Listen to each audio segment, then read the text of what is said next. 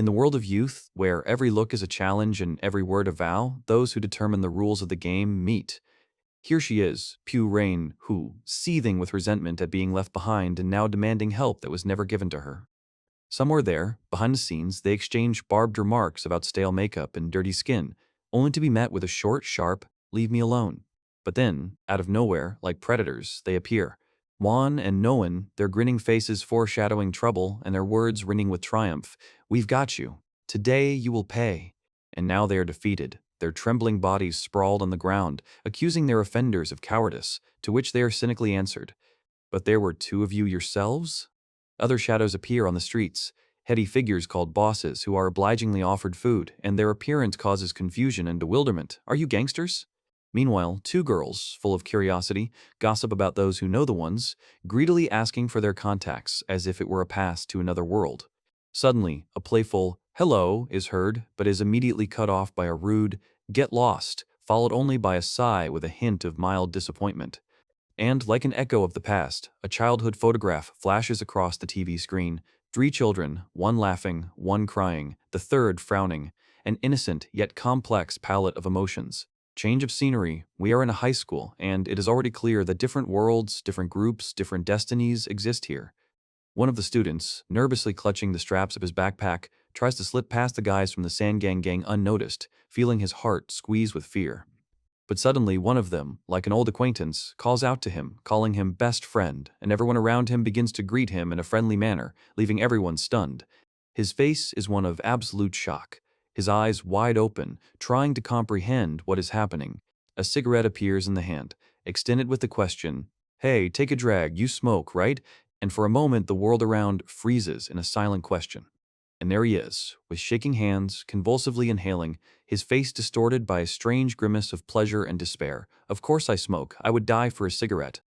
Let's go back to the beginning. Guam Jagal and Songon, cigarette butts are already scattered around them, leaving an unpleasant trace of their presence. And Pu Ryan-ho, thinking about her smoking friends, bitterly realizes that she doesn't want to be a black sheep, and therefore she must start smoking too. After all, guys don't understand such things. The empty walls of the computer club, the cold monitors, each of which seemed frozen in anticipation, concealing new stories and new conflicts. A sudden click, and there she was, Pu Rain-ho, in the grip of someone's strong arms, her face distorted with fear, and something frightening was unfolding around her. Close-up of strong fingers gripping her hand, every gesture filled with desperation and struggle as her world crumbles around her. While that horror had not yet overtaken her, history unfolded in its own way, touching the fates of others. His gaze was lost somewhere in the distance, in the misty haze of unspoken thoughts. Sungang, full of energy, suggested that they go and buy a new phone, but his thoughts were already occupied with the football match. Her smile faded slightly at the innocent refusal, and he seemed not to notice her disappointment. A deep thoughtfulness once again enveloped Jium, as if a premonition was in the air. Evening was falling on the city, lighting the lights, under the cover of which another life began. In the shadows of an alley, a group of teenagers, shrouded in cigarette smoke, discussed the legendary Jium Jigala and Sangang. Suddenly, Joom Jiggle turned around, his gaze caught something elusive, and the words, "pleasant smell," flew from his lips. There was a momentary illumination in his eyes, a focus, as if he had seen something that changed everything. A burning cigarette, thrown onto the dirty asphalt, left behind a trail of smoke, a symbol of a sudden decision. Then Pu Rain-ho appeared, the embodiment of tenderness, her image piercing the twilight air. Surprise froze on Jiggle's face. The world around him seemed to disappear, leaving only her silhouette. He extended his hand towards her in a silent appeal, but she passed by without noticing him. Her gaze lingered on something for just a moment, reflecting slight bewilderment. Meanwhile, Sangang looked at what was happening with a shocked expression, and Jem next to her pursed his lips. And the city, the eternal witness, immediately picked up the new news, spreading it through whispers and gossip. Jium Jiggle has been rejected. Sangang still couldn't believe her eyes, while Jem, lost in his thoughts, just stared sternly ahead. His face reflected a complex range of emotions. He seemed to understand everything, and Pu Rain-ho exhaled barely audibly, as if lifting an invisible weight. Her words, spoken with a gentle smile, sounded like a sentence. "I don't like guys who smoke." But then the darkness, which seemed like a refuge, is torn apart by voices. He has been overtaken. A malicious laughter pierces the air, and words about his cowardice sound like mockery. Jium looks down, but the tension growing in his clenched jaw is visible. Rage, unspoken but raging within, distorts his features. Slowly, with a heavy exhalation, he raises his head, and something new freezes in his gaze. And a second later, those who had just been laughing are lying on the dirty floor, trembling with pain and bewilderment. But reality blurs, and other shadows of the past appear before him, two of them with a slight arrogance in their poses. GM looks at them with wide eyes, as if trying to grasp the elusive thought. And again, her image, her sweet smile, and the fatal sentence, the smell of tobacco, emerges in his memory. The camera pulls back to reveal an empty school playground, bathed in a bright but cheerless light. On the wrist is a bracelet, a reminder of a merciless promise, a sign of the struggle with oneself. The girl's embarrassed look at Jim, standing in the distance with a cigarette, does not bode well. Her words hang in the air, full of anxiety and doubt. And here he is, his true, terrifying appearance, pale, shaking, like a ghost crawling out of the grave. A lonely sign for the men's room, a harbinger of new torment. Inside there are new faces, new cigarettes, and a light, carefree hello that grates on the ear. Shaking again, but now from the smell of smoke, from idle conversations, from the unbearable torture nearby. "I'm trying to be patient," he whispers, but the words sound like a death rattle. And then he explodes, his face distorted beyond recognition, promising death to anyone who dares to smoke. All that remains after him is an empty, silent room where only the echo of his despair hovers. Agony, that raw, primal scream, tears through the silence, echoing deep within his tormented soul. The pain was so palpable, so unbearable, that it seemed ready to tear him apart from the inside, while he died from the most cruel temptation. Meanwhile, night had swallowed the city, bathing the streets in the soft glow of neon signs, and a lone shop stood as a beacon in the darkness. And here he is again, at the checkout, where every beep of the scanner measures the moment of his struggle and approach to the goal. But suddenly, something or someone caught his eye, causing him to forget everything and stare intently at the new threat. His eyes reflect confusion, fear, and the bitter realization that history is repeating itself, leading to the same ending every time. Questions about how he ended up here pulsate through his mind, and in every shadow, in every rustle, he imagines he is being pursued, a harbinger of a new battle. And now, in the midst of this chaos, he realizes the true reason for his return, the ubiquitous cigarette advertisements, like a mockery waiting for him at every step. This store has become a veritable labyrinth of temptation, where every display case, every poster screams about cigarettes, tempting even the most persistent. At that moment, another voice appears, cold and piercing, asking a question that strikes straight to the heart of his struggle. Have you smoked or not? But inside he's already different, having curbed his desires, although fleeting anger and the desire to hit the seller still remind him of his former weaknesses. The girl next to him seems to sense his pain, her words a bitter reminder of how difficult it is to resist a society saturated with tobacco smoke. But someone's caustic words, piercing the air about his senseless torment, make his heart clench and his gaze dart in search of the offender. The rudeness of these words hurt not only her, but also everyone who involuntarily witnessed this tense scene while the smoker smoked indifferently. The girl leaves, her back seeming so fragile under the weight of unspoken grievances and injustice. And he remains, alone and arrogant, like a challenge to the whole world, which is unable to understand him. But suddenly, a call is heard, tearing the protagonist out of his thoughts, returning him to reality. "Hey, GMG Gall?" This man, with a cigarette in his hand, throws a harsh accusation at him, demanding that he stop being a burden to everyone around him.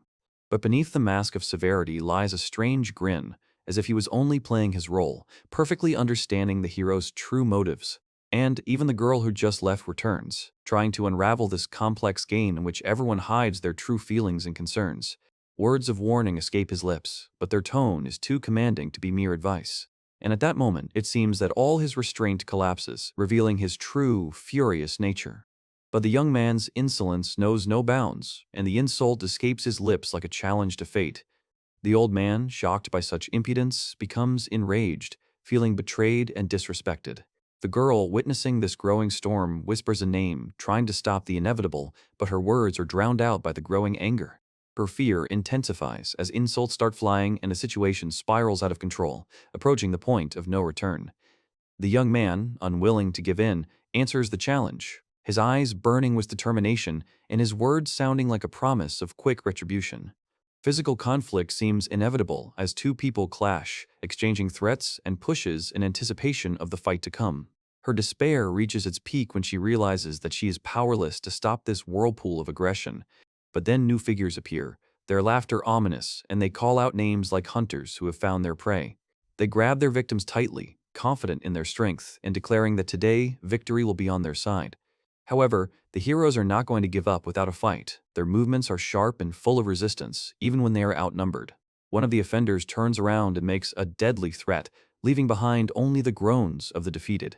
And the other, gritting his teeth, responds with an equally menacing promise, in which one can hear future revenge. The girl is shocked to realize the seriousness of the threat, her heart pounding with a premonition of impending disaster. And somewhere off to the side, watching what is happening, two mysterious men just smile, as if satisfied with the outcome. One of them, with his arms crossed, calls someone an idiot, his gaze full of arrogance and superiority. Meanwhile, in class, one of them is diligently studying books, ignoring the barbs that are thrown at him. His concentration puzzles those around him, who whisper and gossip about his strange zeal. He, however, remains steadfast, listening attentively to the teacher while the others sleep or laugh at his diligence, unaware of his ulterior motives. The hero, with the face of a diligent student, absorbs every word, committing important details to memory. A map of possibilities unfolds before him, a whole network of centers offering assistance. Somewhere in the distance, beyond the walls of this tranquility, other stories unfold, intrigues are woven, and familiar names pop up in conversations. A girl whose fragility only emphasizes her hidden strength unwittingly becomes part of this tangled web. Suddenly, voices flash in his head, questions about madness and gratitude for the strange offer. His thoughts jump from a sweet name to another person's sudden anger, as if solving someone else's puzzles. But he is distracted when someone sits down next to him, too persistent and curious to be a simple newcomer. The troublemaker turns out to be from Jian's high school and asks questions bluntly, as if trying to get to the bottom of things. Surprised by such directness, our hero tries to parry, claiming that his presence here is his own conscious choice. As if in confession, he admits to his struggle with an addiction, unaware of the reaction this will provoke in his interlocutor. His words are drowned out by ridicule, and he himself becomes the object of mockery, taken for a moron and a loser. However, one of the teasers, a junior schoolboy, suddenly feels a strange sense of déjà vu, trying to remember where he could have seen this face. Meanwhile, the lecture continues, and horrific images appear on the screen showing the consequences of smoking. The hero with glasses, shocked by what he saw and heard, feels a shudder run through him to the bones. The horror of realizing the full danger turns into personal disappointment when he realizes that cigarettes have taken away even potential centimeters of his height. The table shakes from his blows, as if he is trying to beat the anger and despair out of himself. His emotional breakdown becomes another source of ridicule, further emphasizing his loneliness in this place. Later, under the guise of ordinary need, he seeks solitude to comprehend what happened. As he washes his face, he smiles mysteriously, assessing this day as a success, as if everything had gone according to his plan. But even in this moment of peace, he is interrupted again, and someone recognizes him as that very same idiot, involuntarily confirming his role in someone else's performance. A crowd of local bullies gathers in the shadows of the school corridors, and their voices once again descend on him, calling him a moron, as usual. A cheeky grin stretches across the face of one of them, confirming that his nickname has long since become his name in this school. The boy in glasses, shocked, tries to understand how they know his nickname, not yet realizing that this is not a confession, but a stigma of humiliation. Three bullies, with smug faces, give him a humiliating order: stand guard while we smoke, and block the road if anyone comes. His naive surprise, his attempt to appeal to school rules, only highlights the gap between their worlds. In response to his bewilderment, a heavy blow to the head throws him down, muffling his words. The restroom sign becomes a silent witness to the beginning of another act of abuse. The opponent, without hiding his contempt, again calls him an idiot, enjoying his superiority. At that moment, the bitter truth dawns on him. Here, in this school, he's again a loser, an object of ridicule and humiliation. The bullies, pleased with themselves, are already anticipating the forbidden pleasure, sending him into the corridor to guard their peace. Suddenly, one of them, wearing dark glasses, lowers them to meet his gaze point blank, his words a veiled threat. Rage boils inside him, but he suppresses it, repeating to himself that this is not his city and he needs patience. But his patience is tested again when another blow to the head sends him forward, demanding that he hurry. There is a silent anger in his eyes, a realization that this is happening over and over again, day after day. The sound of a lighter breaks the silence, a harbinger of forbidden smoke and a new round of humiliation. But suddenly, something breaks inside him, and a furious kick falls on the offender, shattering the facade of submission. His face is distorted with rage. He demands that the cigarette be thrown away, rejecting the role of caretaker that has been imposed on him.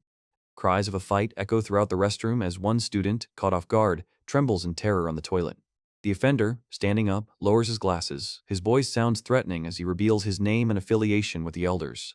But this time he looks back, and a creepy grin distorts his face as he repeats the words of threat, but with his own intonation and true meaning. The angry faces are distorted with rage. The cries of "bastard" and "you're dead" shake the air, but they sound completely different. Somewhere beyond the wall, a furious battle unfolds. Blows shake the cabin, and Jay Cal's mind is overcome with panic when he hears fierce screams and sounds of battle. Suddenly, his eyes widen with recognition as he remembers the one behind those powerful blows, the one he'd only seen in the shadow of another, more formidable opponent. A clenched fist, ready for another blow, only confirms the guess. Before him lies the defeated offender and his henchmen, and Daniel, standing in the midst of this carnage, calls out names with a distinct threat.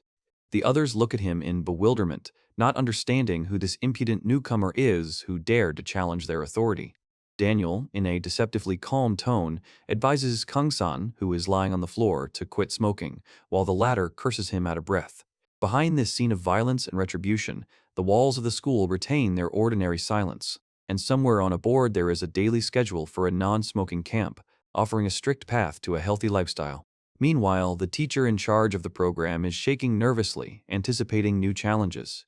He hopes that by curbing their addictions, these students will finally realize the importance of education, although some of them still hold e-cigarettes. But seeing how the kids are diligently taking notes on the lectures, he sincerely believes that he was able to reach them, experiencing one of the best days of his teaching career. However, for the students, it's more than just a lecture. They whisper that their teacher, Daniel, may have transferred to their high school, and the thought of smoking fills them with genuine horror. The sun sets, casting the school buildings in pre-evening shadows, but the tension only mounts. Jakal holds the papers in his hands with a sly grin, and a hidden plan can be read in his gaze. It's a self-signed pledge to quit smoking, a kind of promise that he seems to turn into something more. For Jakal, this isn't just a vow, but an opportunity to receive a limited edition bracelet and even free shipping if he joins the anti-smoking campaign. At the same time, Zoe, lost in her thoughts, seems to make an important decision for herself, whispering, "I'll confess again." The evening atmosphere returns, and with it thoughts of Kung-sun and his inexplicable rage. And then Daniel appears, suddenly greeted as "boss," leaving Jay Cal completely confused and opening up a new layer to the story. These gangsters, who so embarrassed Jay Cal, surprisingly greet Daniel in a friendly manner, offering him food. But their gratitude takes an unexpected turn when they offer him a cigarette, a symbol of temptation and prohibition. Instead of the expected reaction, Daniel launches into an angry tirade, condemning smoking and chasing away the stunned teenagers. However, this outburst of anger is just a mask hiding an internal dialogue about the harmfulness of bad habits, especially for young people. His gaze is fixed on the abandoned pack of cigarettes, and those damned orange flames of lighters flare up in his memory again. A bitter lump rises in the throat, and every cell in the body desperately craves the forgotten nicotine poison. A real battle is being fought within his soul. He knows it is poison, but the temptation is too great to resist. With trembling hands, he reaches for a cigarette, and at that moment it seems that all his efforts were in vain, and his will is about to break.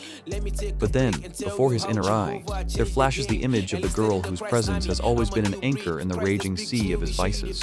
A fire of unbending determination flashes in his eyes, piercing the veil of weakness. With a crushing movement, he tears the pack into pieces, and with each shred his will strengthens, becoming harder than stone. With the moon casting silver reflections across the dark city, Daniel turns away, vowing never to return to his old life. Tears roll down his cheeks, but they are not tears of weakness, but a bitter realization of how close he came to the edge. At that moment, as if out of nowhere, a gentle voice is heard, belonging to the very girl from his visions.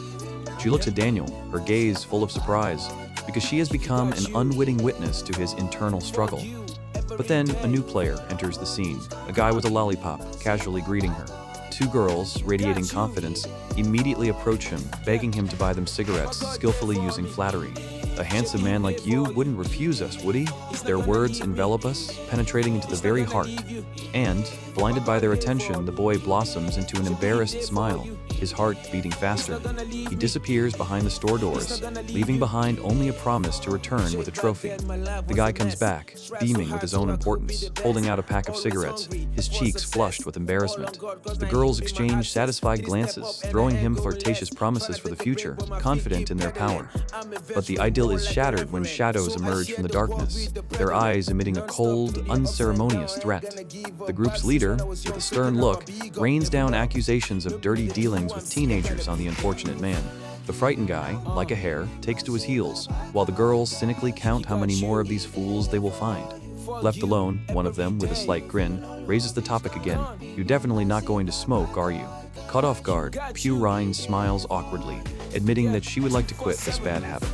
But the pressure of the world around her, where the cigarette has become a symbol, forces her to only apologize for her weakness.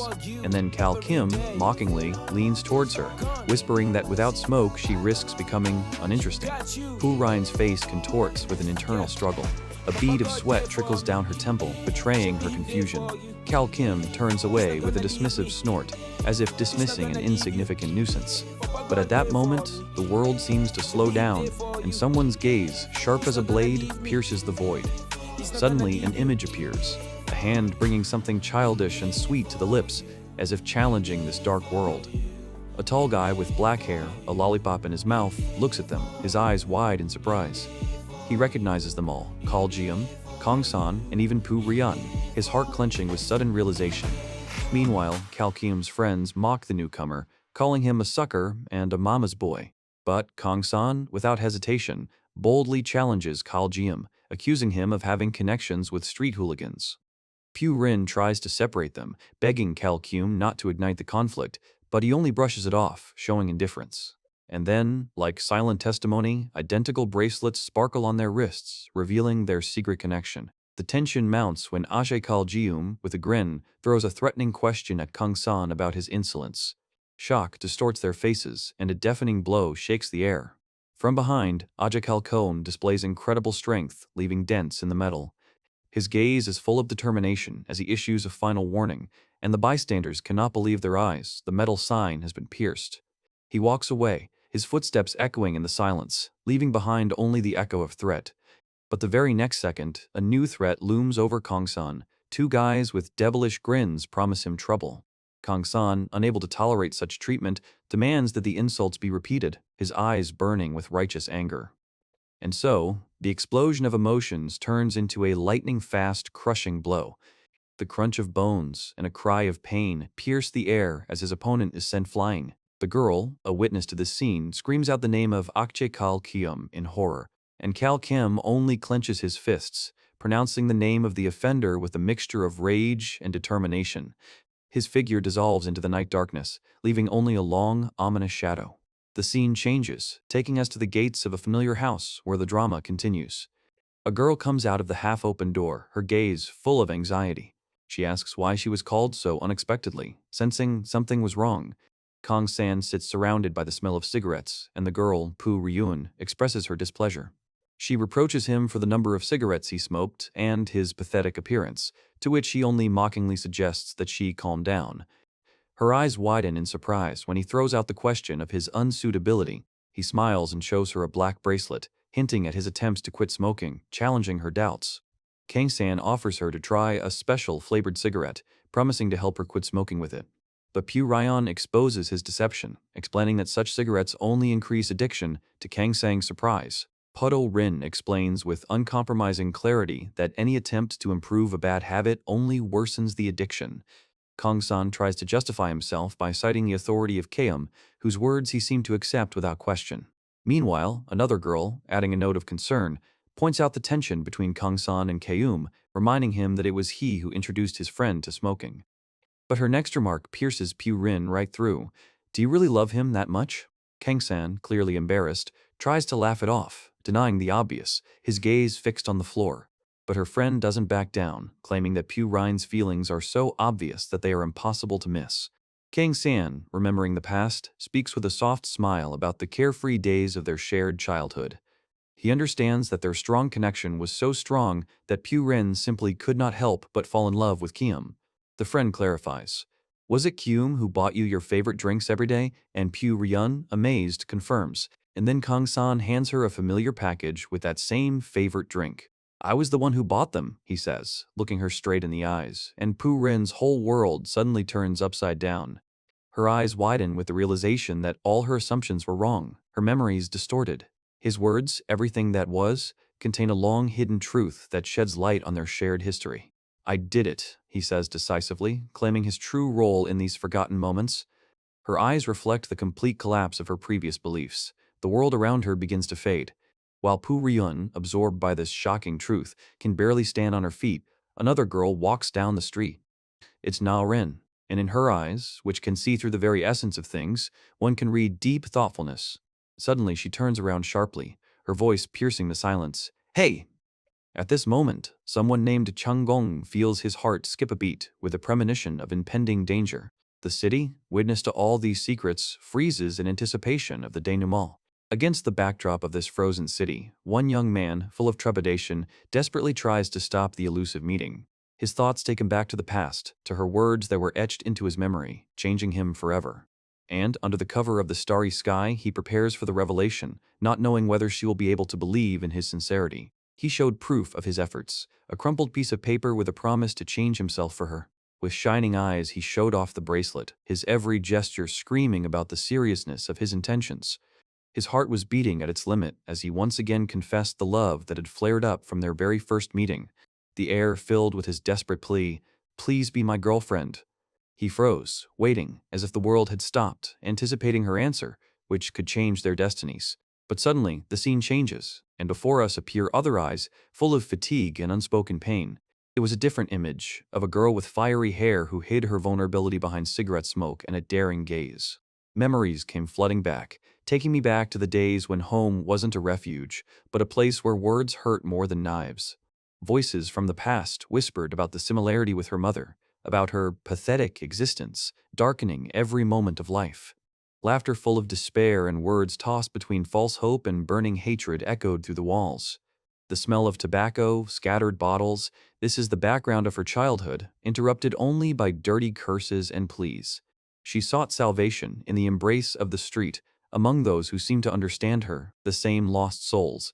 Fatigue was evident in every movement, in every exhalation of smoke, because returning to where only pain awaited her was unbearable. And here is a farewell letter from my sister, a promise to return when she becomes strong, like a ray of hope in the pitch darkness. But the words of hatred still haunted her, making her tremble and feel as worthless as the one they cursed. The abandoned school uniform on the fence became a silent testimony of her escape, an attempt to break the vicious circle. And through the darkness of the past, like a ghost, appeared the one who embodied all her fears, whose ridicule still echoed in her soul. But reality hit her like a cold shower, causing her heart to beat in panic. The dirt on the clothes, the imprint of someone's pain, were not just stains but a brand of horror. And these words, spoken into the emptiness of heaven, stunned her. Her sister is in the hospital. Every movement, every click of the sneakers on the asphalt was permeated with desperation and haste. The door swung open, and she rushed inside, screaming the name that was her salvation. But what she saw there made her freeze, plunge into a silent abyss of horror and shock. She sat on the bed, a pale shadow of the past, but her gaze was empty, devoid of a spark of life. And before her eyes arose this monstrous sight, a face distorted with pain, on whose throat a scarlet stone pulsated ominously. The pupils dilated, absorbing this nightmare that had become reality. This stone, ingrained into the flesh like a curse, seemed to be the source of all evil. The world shook, the colors faded, and a feeling of unbearable hopelessness squeezed the throat. But time did not stand still. The city lights flickered, carrying her away from this nightmare. And again he appeared, tall, detached, like a shadow woven from other people's ambitions. His look, full of hidden arrogance, was a sign that was etched into my memory. Again this fear, again these eyes, which reflected all the pain of her forgotten past. They were a symbol of everything she was trying to escape, the embodiment of her tormentors who were pursuing her, and the ghost of her sister, maimed and broken, once again reminded her of the cruelty that lurked in the hearts of people. Guy, who had seemed invincible, now felt trapped, as if someone was slowly dragging him down. Those empty eyes reflected an internal struggle, a harbinger of his own downfall. And in this distorted, tearful form, he asked himself the eternal questions, looking for the reason for his inferiority in every trifle. The sudden sound caused his gaze to tear away from his own reflection. And in that same moment, realization struck him like a bolt of lightning. She appeared before his inner gaze, the one whose fate seemed irreversibly intertwined with his own. Her eyes held the same foreboding of trouble as those of her sister, whom she involuntarily remembered. She saw echoes of the past in him, his manners, his unbridled temper, his habits similar to those who had hurt her. And then the memories of the one who once tried to protect her, sacrificing herself for her salvation, flashed. Now, this stranger seemed to be on the same path, ready to fight the demons that haunted her. But this fragment of a letter, which accidentally fell into her hands, revealed another truth to her, foreshadowing a completely different, much darker role in this drama. It was she, the one whose name was written on these scraps, the one who suddenly found herself in the epicenter of someone else's misfortune. Meanwhile, amid the bustle of the streets, sinister figures hatched their plans, discussing their next victim and the one who dared to help her. One of them, with an insolent grin, recognized her, remembering old connections that seemed to have been long forgotten. Threats hung in the air, and the frightened girl tried to fight back, instinctively sensing the impending danger. But her pleas only inflamed the aggressor, who, with his face distorted with anger, rained down accusations against her concerning her sister. The terrible truth hit her. Her sister was facing not only a fatal illness, but also prison, and these people were ready to exploit it. Meanwhile, in the abandoned workshop, where the air was filled with rust and hopelessness, a trap was being prepared. The gang rejoiced, knowing that this place would be the perfect theater for their cruel game, where no one would dare interfere. A treacherous message was sent, calling on the hero to come to battle alone if he dared to save the one he held dear. The gloating grin on his face only foreshadowed suffering as he held the girl, ready to become bait. She sat in captivity, defenseless, while her tormentors laughed around her, confident of their impunity and his inevitable defeat. And in that moment of despair, with her gaze downcast, she whispered to herself that the hero would not come, because she herself had caused him such pain that was perhaps irreparable. The incredible happened. A blinding light burst into the pitch darkness as the door flew off its hinges with a crash. Her eyes widened in disbelief, reflecting the image of someone she never dared to think she would see. In the doorway, covered in sweat and breathing heavily, he stood, exhausted but indomitable. And his words, full of pain and determination, "I have come," echoed throughout the room, causing everyone to freeze. His gaze, darting through the crowd towards her, was an unbearable mixture of rage and relief. She was safe. The girl raised her eyes, full of tears, and in her whisper there was only one thing, a plea for forgiveness.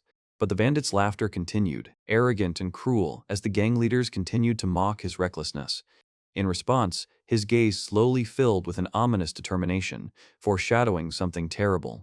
The acrid cigarette smoke hung around like a poisonous fog, enveloping everything in a dirty veil.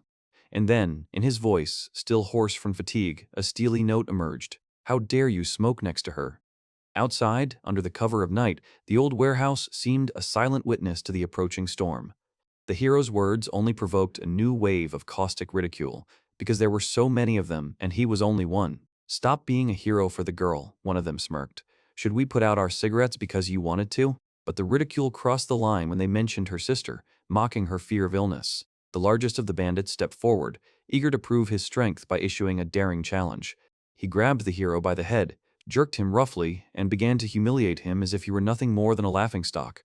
The girl, horrified, realized the true reason for her hatred of cigarettes, begging him to run away before it was too late. But he was not going to give in. His hand was tightly clenched into a fist, ready to fight back. With a lightning-fast movement, he twisted the offender's arm. A terrible crunch was heard, piercing the silence with a scream. A cry of pain tore through the silence. "My hand! You're crazy!"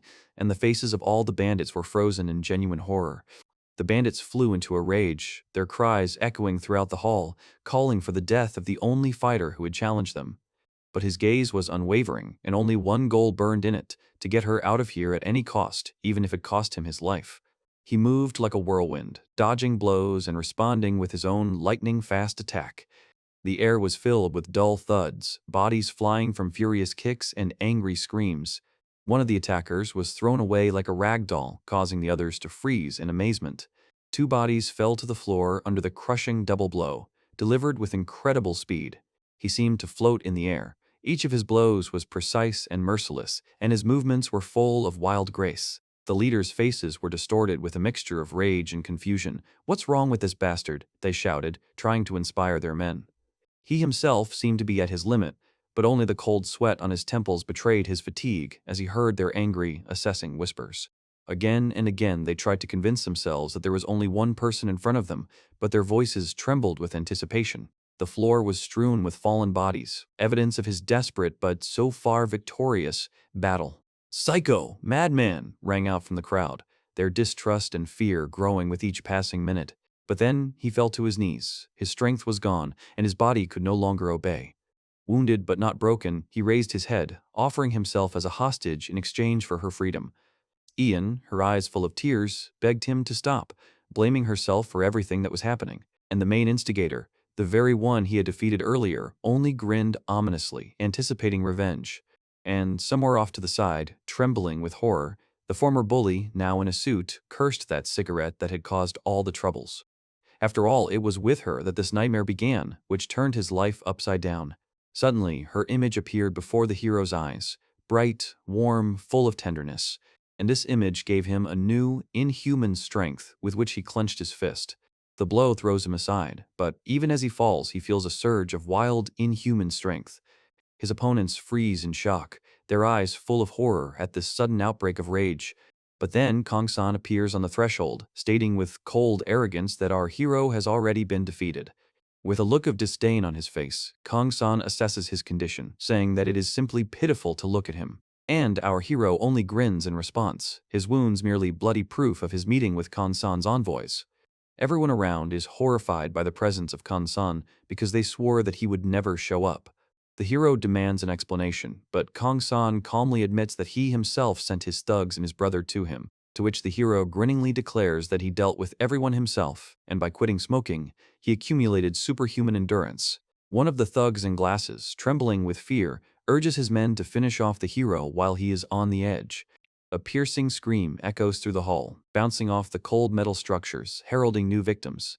But the hero only whispers through clenched teeth, "Now everything will be different," and determination flashes in his eyes. And so they stand back to back, two fighters whose will is unwavering, ready for the decisive battle as if one whole. Outside, deep night envelops the gloomy building, foreshadowing a brutal outcome for all within. Inside, the screams and orders calling for the total destruction of the last standing do not subside. But for some, this fight is already over. Their bodies lie lifeless on the cold floor, having lost this battle.